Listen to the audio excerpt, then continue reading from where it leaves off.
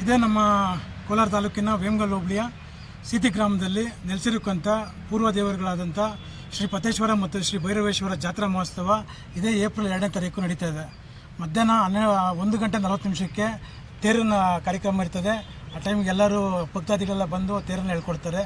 ಅದೇ ದಿನ ರಾತ್ರಿ ಸಂಗೀತೋತ್ಸವ ಕಾರ್ಯಕ್ರಮವನ್ನು ನನ್ನ ನೇತೃತ್ವದಲ್ಲಿ ಹಮ್ಮಿಕೊಂಡಿದ್ದು.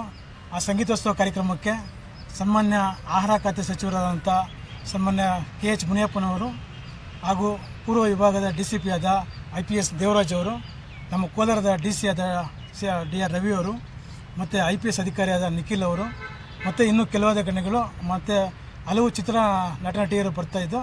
ಈ ಕಾರ್ಯಕ್ರಮ ತುಂಬ ಅದ್ದೂರಿಯಾಗಿ ನಡೀತಾ ಇದೆ. ನಮ್ಮ ಕೋಲಾರದ ಜನತೆಗೆ ಮತ್ತು ವೇಮಗಲ್ ಭಾಗದ ಎಲ್ಲ ಸುತ್ತಮುತ್ತಲಿನ ಎಲ್ಲ ಜನತೆಗೆ ಹೇಳ್ಕೊಡೋದಷ್ಟೇ, ಬಂದು ಎಲ್ಲರೂ ಈ ಕಾರ್ಯಕ್ರಮ ಅಟೆಂಡ್ ಮಾಡಿ ಈ ಕಾರ್ಯಕ್ರಮನ ಯಶಸ್ವಿ ಮಾಡಬೇಕಂತ ಕೇಳ್ಕೊತಾ ಇದ್ದೀನಿ.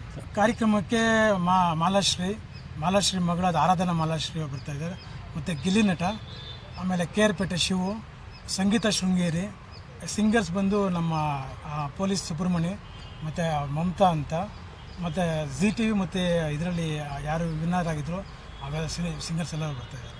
10,000 ರಿಂದ 15,000 ಜನ ಸೇರ್ಬೋದು ಸರ್.